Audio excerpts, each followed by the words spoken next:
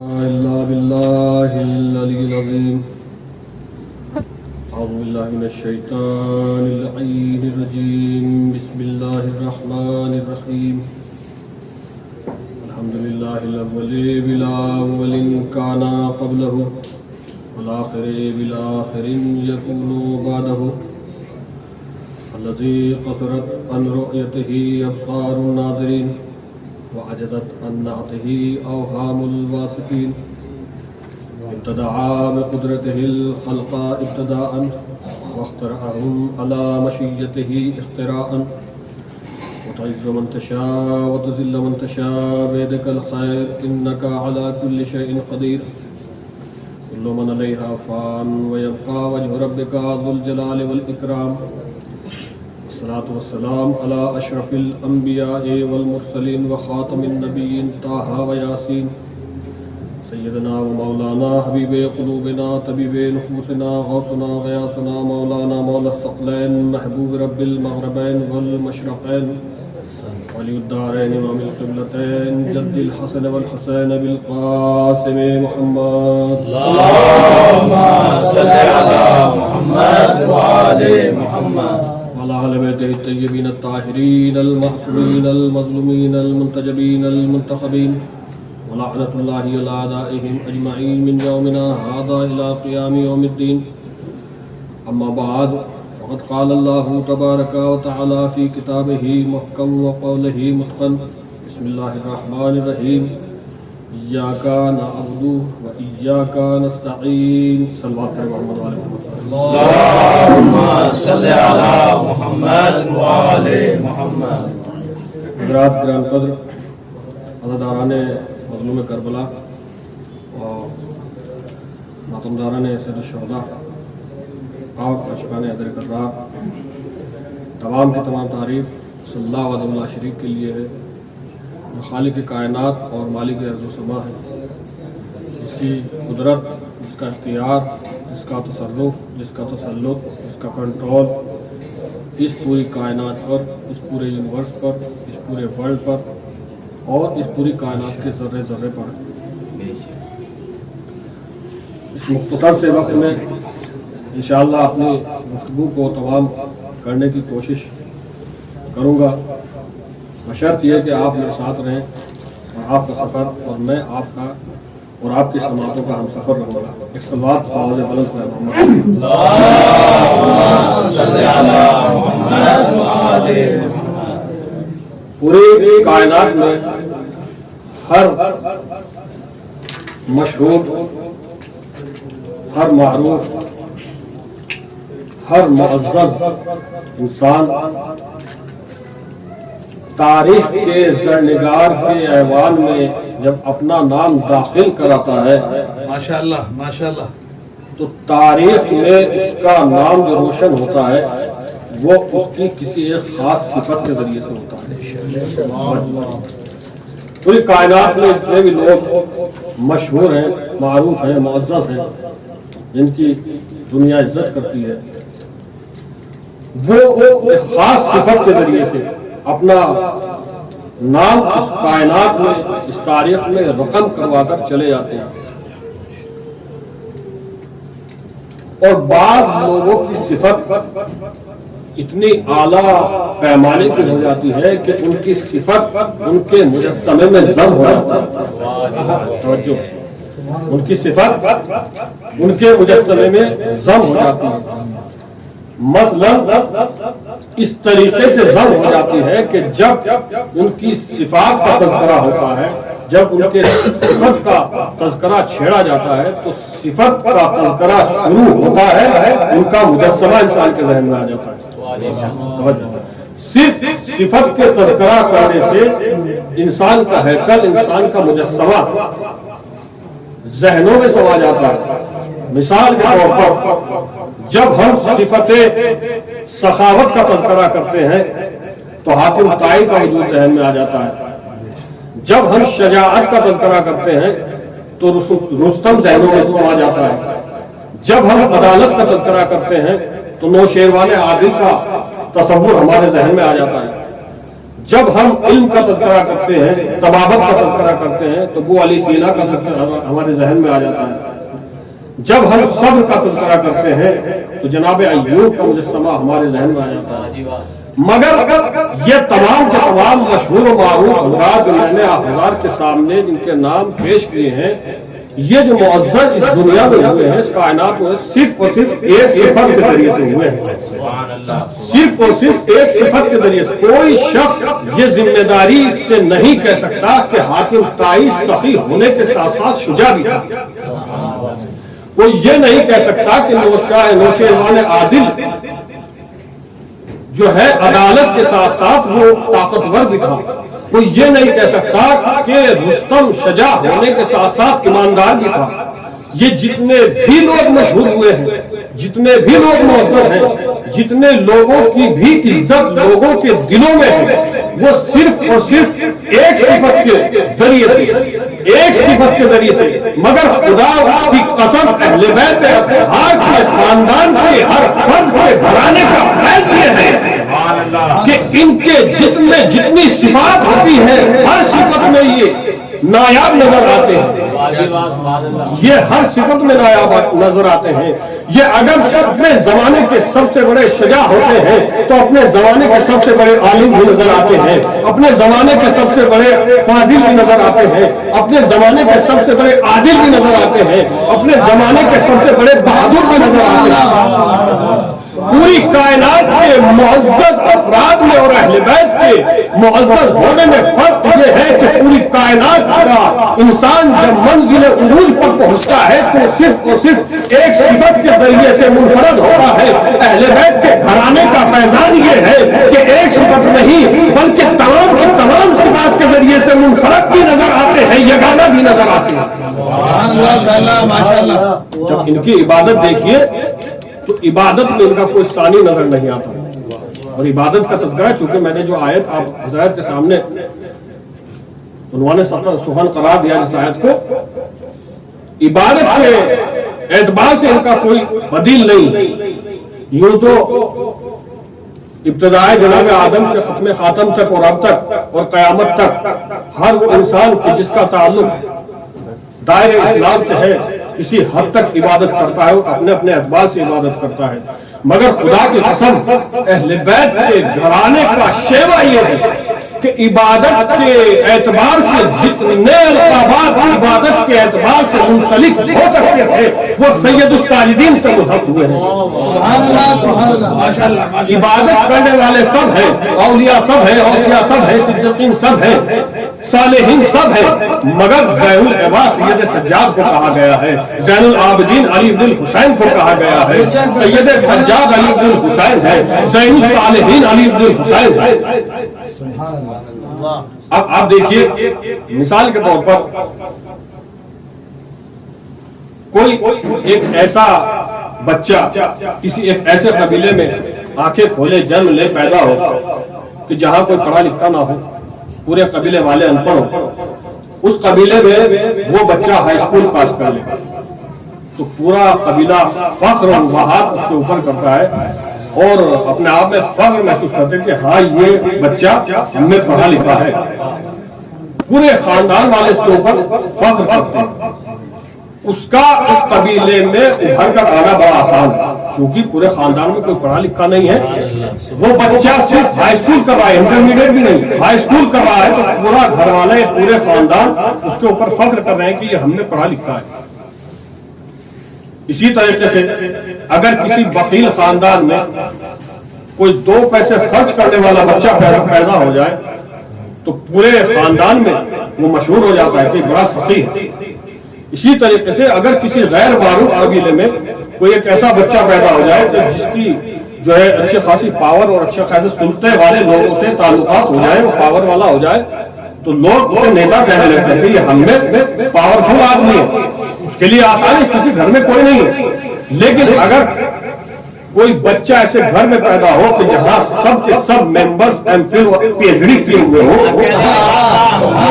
کوئی بچہ ایسے گھر میں پیدا ہوا ہو جہاں سب کی شناخت آسمان والوں سے ہو، کوئی بچہ ایسے گھر میں پیدا ہوا ہو جسے پورے قبیلے کے لوگ جانتے ہو، ایسے قبیلے میں پیدا ہو کر اپنے آپ کو منوانا یہ بڑا سخت اور بڑا مشکل ہوا کرتا ہے۔ توجہ ہے، جناب سید ساجدین اگر کسی ایسے گھر میں پیدا ہو جاتے کہ جہاں نمازوں کا کوئی سلسلہ نہ ہوتا، جہاں روزوں کا کوئی تذکرہ نہ ہوتا، جہاں قرآن کی آیتوں کے گنگنے نہ ہوتے، تو جناب سید ساجدین کے لیے کوئی بڑی بات نہیں تھی مشہور ہو جانا، مگر جناب سید ساجدین نے ایسے گھرانے میں آنکھیں کھولی ہے کہ جس کے نانا نے اگر عبادت کی ہے تو اللہ نے آواز دی، یا ایھا المزمل قم اللیل الا قلیلا، میرے حبیب عبادت کو کرو مگر کم کرو، پاؤں پہ ورم نہ آ جائے۔ جس کا دادا اتنی عبادت میں نو اور مصروف رہتا تھا کہ اگر سجدے میں ضرب لگی تو دادا نے شہادت کی گواہی دی، فزت برب الکعبہ، رب کعبہ کی قسم میں کامیاب ہو گیا۔ جس عابد بیمار کا باپ اتنا بڑا ساجد، اتنا بڑا عابد کہ جب کربلا کی ریگزار پر اپنے سر کو دگے ریگے تپا پر رکھا تو اللہ نے آواز دی، یا ایھا النفس المطمئنہ، تمام کے تمام لوگوں کی سجدوں کی معراج ہے اس خاندان میں، رسول کا سجدہ تمام سجدوں کی معراج، علی کا سجدہ تمام سجدوں کی معراج، حسین کا سجدہ تمام سجدوں کی معراج۔ ایسے گھرانے میں جہاں اتنے بڑے بڑے ساجد ہو، اپنے آپ کو سید الساجدین کہلانا یہ علی بن الحسین کا کمال ہے۔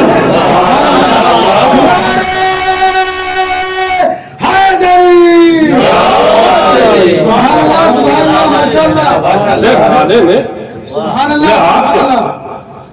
سید الساجدین کہلوانا یہ علی بن الحسین کا کمال ہے، اور عبادت اہل بیت کے گھرانے کا شیوا ہے عبادت، اور عبادت ان کے یہاں ایک ایسے رخ کا نام ہے جس طریقے سے لوگوں کے لیے زندگی بسر کرنے کے لیے سانسوں کا جاری رہنا ضروری ہے، اسی طریقے سے اہل بیت کے یہاں زندہ رہنے کے لیے عبادت کا ہونا ضروری ہے۔ چاہے سنگین وقت کتنا بھی بڑا ہو، چاہے وقت کے تیور کیسے بھی ہو، مگر وقت کے تیور اور وقت کی نزاکت ان کی عبادت کے اوپر حائل نہیں ہوتی۔ توجہ، ان کی عبادت کے اوپر حائل نہیں ہوتی ہے۔ دلیل اس کی یہ ہے کہ جب روز عاشور اور روز عاشور کا سورج اہل بیت اطہار کے اوپر ڈھائے گئے مظالم کا مشاہدہ کر کے آنکھیں بند کر کے سو گیا، اور شام غریبہ کی رات اور رات کی تاریکی کے ڈیروں میں آرام کی چادر اوڑھ کر سو گئی، سید سجاد نے اہل بیت کے گھرانے نے اس وقت بھی عبادت بالکل اسی انداز سے کی جس انداز سے آسانی کے ماحول میں عبادت کیا کرتے تھے۔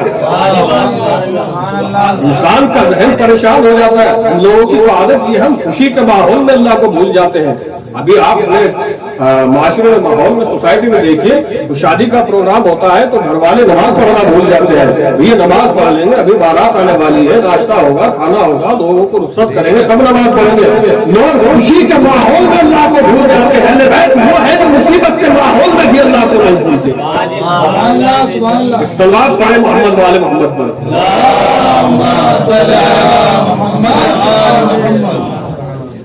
یہ ہے اہل بیت اطہار کے یہاں عبادت کرنے کا طریقہ۔ گوشہ نشینی میں بیٹھ کر اللہ اللہ کرنا بڑا آسان ہے، مسجد میں بیٹھ کر مصلی عبادت پر تسبیح گھمانا بڑا آسان ہے، شاہراہوں پر کھڑے ہو کر لوگوں کو جماعت کی طرف لے جانے کی ترغیب دلانا بڑا آسان ہے۔ توجہ، بڑے آسان کام ہے یہ، مگر خدا کی قسم جہاں پیاروں کے دلوں کے ٹکڑے بکھرے پڑے ہوں، میں مثال کے موچے سے فضائل نکالنے کی کوشش کر رہا ہوں، جہاں دل کے پیاروں کے ٹکڑوں کے جسم کے ٹکڑے بکھرے پڑے ہوں، جہاں پر شام غریبہ کی رات ویران ہوئی ہو، جہاں پر بیواؤں کی دل خراش آوازوں کی صدائیں گونج رہی ہوں، جہاں پر بچوں کے سسکنے کی آوازیں گونج رہی ہوں، ایسے ماحول میں رات کی تاریکی میں نماز شب کے لیے مصلی عبادت بچھا دینا صرف اور صرف سجدہ سجاد کا کمال ہے۔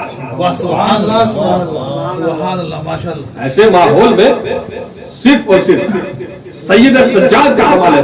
تمام کے تمام مصائب و آلام برداشت کرنے کے باوجود، بھائیوں کا قتل دیکھنے کے باوجود، بابا کا کٹا ہوا سر دیکھنے کے باوجود، تمام کی تمام پھٹیوں کی چادریں دیکھنے کے باوجود، جو شخص اپنے جسم پر پڑنے والے کوڑوں اور گروں کو نشانوں کو بھول کر، جو شخص اپنے زخموں کو فراموش کر کے رب عزتی کی بارگاہ میں کمال اطمینان کے ساتھ اپنے سر کو سجدے میں رکھے، اسے زین العابدین کہتے ہیں۔ صلوات پڑھ دے ملی جملے محمد والے محمد۔ اللہم صلی علی محمد۔ کمال اطمینان کے ساتھ، نہ وقت کے تیور اور نہ وقت کی تنگی ان کی عبادت کے اوپر حائل ہو۔ آج بھی یہ بات موضوع بحث بنا رہتا ہے کہ حسین جیتے یا یزید جیتا، حسین ہارے یا یزید ہارا۔ کل بھی یزید کے ساتھ، یزید اور یزید کے حوالی موالی اس نعرے کو ہوا دے رہے تھے کہ یزید جیتا، اور آج بھی جو یزید کے چاہنے والے ہیں، جو یزید کے ماننے والے ہیں، آج بھی وہ اس موضوع کو ہوا دے رہے ہیں کہ یزید جیتا، حسین نہیں جیتے۔ یزید کے حوالی موالی اور یزید کا یزید کے حوالی موالی اور یزید اپنی جیت کا معیار یہ سمجھ رہے تھے، چونکہ انہوں نے اہل بیت کو قتل کر دیا تھا، انہوں نے اہل حرم کو اسیر کر دیا تھا۔ یزید کہہ رہا تھا کہ میں نے ان کے جسموں سے گردنوں کو جدا کیا، میں نے ان کے ہاتھوں میں رسیوں کو باندھا، میں نے ان کے پاؤں میں بیڑیاں باندھ دی، میں نے ان کو اسیر کر دیا۔ تیر میرے تھے، لشکر میرا تھا، کمر میرے تھے، تمام کا تمام سلطہ میرا تھا، پاور میری تھی۔ زندانوں میں نے ان کو گھمایا ہے، بازاروں میں میں نے ان کی تشہیر کی ہے، تمام کے تمام دربار میں میں نے ان کو رسوا کیا ہے۔ تو یزید کہتا تھا کہ میں جیتا، یزید کہتا تھا کہ میں جیتا، مگر قسم خدا کی سید سجاد نے 1400 سال پہلے یزید کے اس مقصد کو پامال کر کے رکھ دیا، اور دودھ کا دودھ اور پانی کا پانی کر کے رکھ دیا، اس لیے کہ جناب سید سجاد نے ڈھلے ہوئے سورج کے بعد، ڈھلے ہوئے سورج کے بعد بکھری ہوئی شام غریبہ میں جلے ہوئے خیمے سے اٹھتے ہوئے دھوئے کے سامنے مصلی عبادت پر نماز شب کی تکبیر بلند کر کے پوری کائنات کے سامنے یہ اعلان کر دیا، پورا زمانہ جان لے قتل کرنے والے کی جیت نہیں ہوتی، بلکہ جو قتل ہونے کے باوجود بھی اپنے مقصد کو قیامت تک زندہ رکھے اس کی جیت ہوتی ہے۔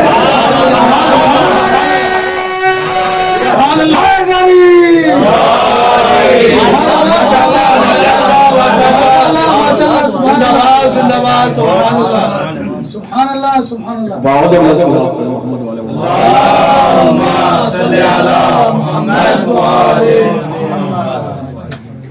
وہ سمجھ رہا تھا کہ قتل کرنے والا جیتنے والا ہے۔ سید سجاد نے یزید کے مقصد کو پامال کر دیا، ایک مصلی عبادت بچھا کر۔ ایسے تھوڑی کہ جناب سید سجاد کو سید الساجدین کہا گیا، زین العابدین کہا، امام کی بہت بڑی قربانیاں۔ اور آج کا ماحول ایسا ہے، آج کل فیس بک پر اور یوٹیوب پر ایک نیا جماعت پیدا ہوا ہے جس کا نام ہے یاسر قادری، خوب چل رہا ہے۔ اس کا کہنا یہ ہے کہ امام حسین نے اصل نماز ہی نہیں پڑھی، روزے عاشور امام حسین نے نماز نہیں پڑھی۔ دیکھیں خداوند عالم کی طرف سے یہ چیز ہے کہ جب کوئی بغض اہل بیت میں زبان کھولتا ہے تو اللہ اس کی عقل کو سلب کر لیتا ہے، وہ پھر پاگلوں والی باتیں کرتا ہے، وہ پھر دیوانوں والی باتیں کرتا ہے۔ کہتا ہے کہ امام حسین نے تو نماز ہی نہیں پڑھی، اور اس کی دلیل یہ ہے کہ نماز اس لیے نہیں پڑھی چونکہ کربلا کے میدان میں تو پانی نہیں تھا، جب پانی نہیں تھا تو امام نے وضو نہیں کی، جب وضو نہیں کی تو امام نے نماز نہیں پڑھی تو اس پاگل کو یہ نہیں پتا کہ آئے تطہیر کے پیکر کے بارے میں کیا گفتگو کر رہا ہے، آئے تطہیر کے پیکر کے بارے میں کیا گفتگو کر رہا ہے، امام حسین کے بارے میں سوال اٹھا رہا ہے، اور اس نے اپنی علمی معیار کو بیان کرنا ہے کہ میں کسی مدرسے میں نہیں پڑھا، میرا کوئی نظامی تعلیم کچھ نہیں ہے، میں نے جو علماء سے سیکھا، علماء کرام سے جو میں نے سیکھا بس وہ بیان کر رہا ہوں۔ جب کسی کے پاس علم نہیں ہے تو وہ ایسی نازیبا الفاظ اور ایسی نازیبا حرکتیں کیوں بیان کر رہا ہے؟ وہ اپنے لیے جہنم کا ایندھن بن رہا ہے، اور خداوند عالم ایسے لوگوں کی شکلوں پر دنیا میں بھی لعنت اور آخرت میں بھی لعنت کرتے ہیں۔ ایک صلوات پڑھنے میں جن کے محمد والے محمد پر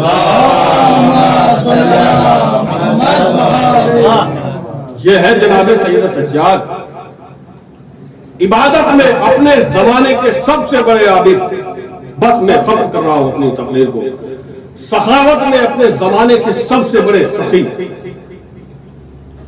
ابھی یہ کرونا کا ٹائم گزرا ہے، آپ نے دیکھا ہوگا، ملاحظہ کیا ہوگا، اگر کسی نے 2 درہم کی بھی کسی کی مدد کی ہے، اگر کسی نے کسی کو 2 کلو آٹا بھی دیا ہے تو آٹا اس کے ہاتھوں میں بعد میں دیا ہے، پہلے سیلفی لے کر فیس بک پہ ڈالا ہے، توجہ، اس کی مدد بعد میں کی ہے لیکن اس کی سیلفی لے کر اس کی غربت کا مذاق بنا کر فیس بک پر پہلے اس نے تشہیر کر دی ہے۔ جناب سید سجاد نے آج سے 1400 سال پہلے کسی کی مدد کرنے کا طریقہ بیان کر دیا تھا۔ جب جناب سید سجاد یتیموں اور مسکینوں اور بیواؤں کے دروازوں پر مدد کرنے کے لیے جاتے تھے تو دن کے اجالے میں نہیں جاتے تھے، رات کے اندھیرے میں جایا کرتے تھے، اور رات کے اندھیرے میں بھی جب دروازے پر پہنچ جایا کرتے تھے تو یا تو اپنے چہرے پر نقاب رکھ لیا کرتے تھے یا اپنا چہرہ اس سے بول لیا کرتے تھے، کہیں ایسا نہ ہو کہ دن کے اجالے میں یہ مجھ سے ملتا ہوا آنکھیں نہ ملا سکے۔ یہ ہے سخاوت کا طریقہ، اور تاریخ نے جو یہاں تک لکھا کہ لوگ پہچانتے نہیں تھے جناب سید سجاد کو کہ مدد کرنے والا کون ہے، چونکہ جناب سید سجاد انہیں تعارف نہیں کراتے تھے، بلکہ لوگ شکایت کرتے تھے کہ علی بن حسین کے پاس اتنا مال و دولت ہے، اتنا پیسہ ہے اور رزق ہے، تمام کو تمام چیزیں، مگر وہ ہماری مدد نہیں کرتے۔ جناب سید سجاد ان کی زبان سے لفظ سنتے تھے، اپنی برائی ان کی زبان سے سنتے تھے، اس کے باوجود بھی کبھی اپنی زبان سے کوئی گلہ کوئی شکوہ نہیں کیا اور ان کی مدد کر کے چلے جایا کرتے تھے۔ اور یہ راز اس وقت کھلا کہ جب جناب سید سجاد اس دنیا سے گئے اور لوگ اپنے دروازوں پر کسی مددگار کے آنے والے کے انتظار میں بیٹھا کرتے تھے، اور اس دن وہ مددگار اور مدد کرنے والا نہیں آیا۔ لوگ انتظار کرنے لگے کہ آج غریبوں کی مدد کرنے والا تو نہیں آیا، آج اسیروں کی مدد کرنے والا تو نہیں آیا، یہ کیا معاملہ ہے؟ جب جناب سید سجاد اس دنیا سے گئے، روایت میں ملتا ہے کہ غسل دینے لگے تو مولا کی پشت پر ایک زخم کا نشان تھا۔ اس نے جناب محمد باقر سے پوچھا کہ یہ مولا کی پشت پر نشان کیسا ہے؟ کہا میرے بابا رات کے سناٹے میں اپنی پشت پر لوگوں کی مدد کرنے کے لیے روٹیاں لے جایا کرتے تھے اور لوگوں کو مدد کیا کرتے تھے۔ اس وقت روز لوگوں کو معلوم ہوا کہ ہم جس کو تانا دیا کرتے تھے، ہم جس کی برائی کیا کرتے تھے، وہ مدد کرنے والا ہمارا امام تھا۔ داران مظلوم کربلا یہ مصائب کے اعلام چل رہے ہیں، اہل بیت حالت سفر میں ہیں۔ امام حسین کا یہ قافلہ جب کوفے سے شام کی طرف چلا، عزاداران مظلوم کربلا امام کی مظلومی دیکھیے، جب یہ چھوٹا سا قافلہ کوفے میں آیا تو کوفے والوں نے اپنی چھتوں پر کھڑے ہو کر بچوں کے اوپر کھجورے پھینکنا شروع کر دی، بچوں کے اوپر کھجورے پھینکنا شروع کر دی۔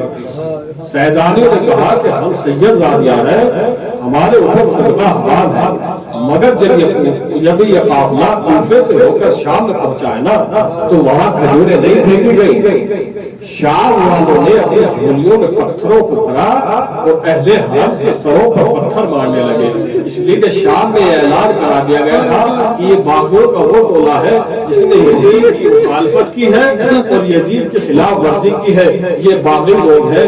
اور تمام کے تمام اہل حرم کو اس طریقے سے تشکیل کی گئی کہ یزید والوں نے شادیانے بجوائے، ڈھول تماشے بجوائے اور تمام کے تمام لوگوں کو اکٹھا کیا، تماشبین اکٹھا ہوئے کہ اہل حرم جو آ رہے ہیں یہ یزید کی بغاوت کرنے والے ہیں۔ مکتب میں ملتا ہے کہ ایک مسافر اپنے حجرے میں سو رہا تھا، جب اس نے شام میں ڈھول تاشوں کی آوازوں کو سنا تو باہر آیا، باہر آنے کے بعد کہا کہ آج مسلمانوں کی عید ہے جو یہاں ڈھول اور تاشے بجائے جا رہے ہیں؟ کہا نہیں، آج مسلمانوں کی عید نہیں ہے۔ کہا پھر کیا ہے؟ کہا کچھ لوگوں نے یزید کے خلاف بغاوت کی تھی، ان کو قید کر کے لایا جا رہا ہے۔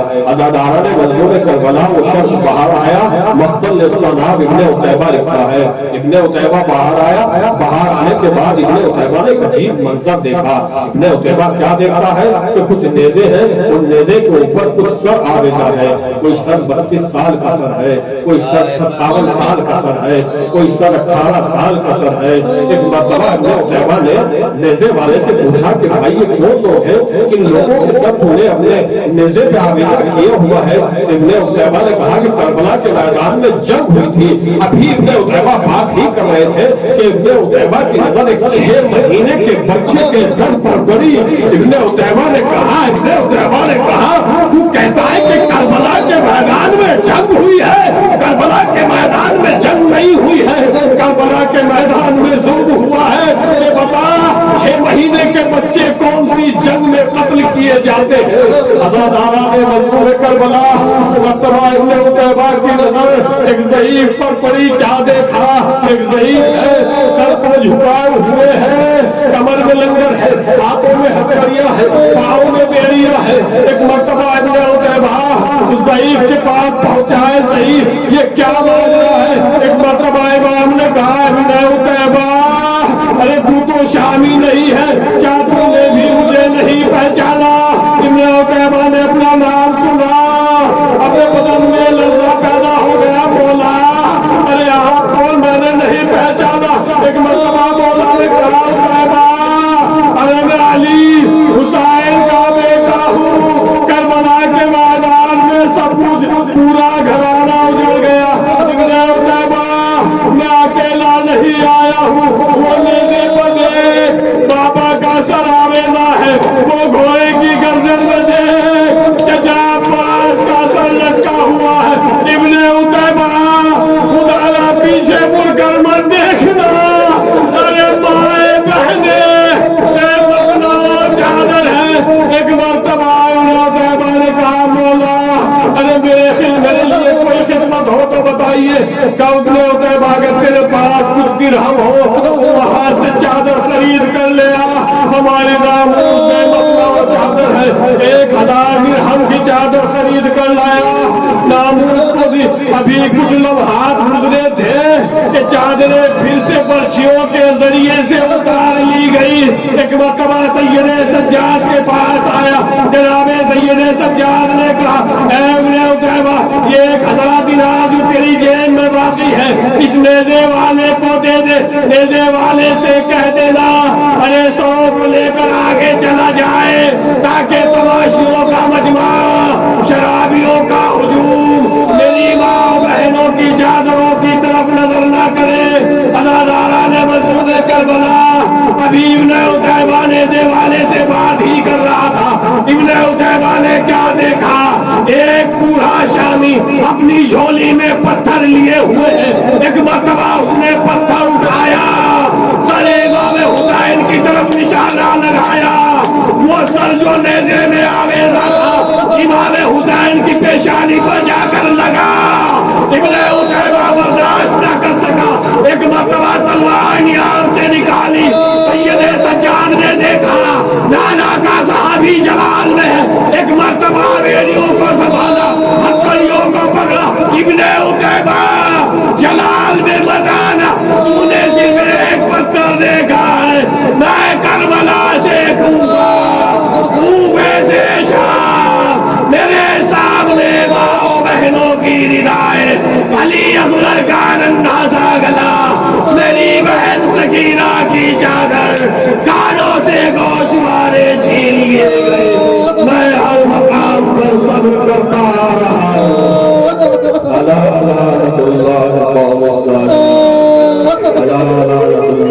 کنز مجنون انا للہ و انا الیہ راجعون ظن من لامرہ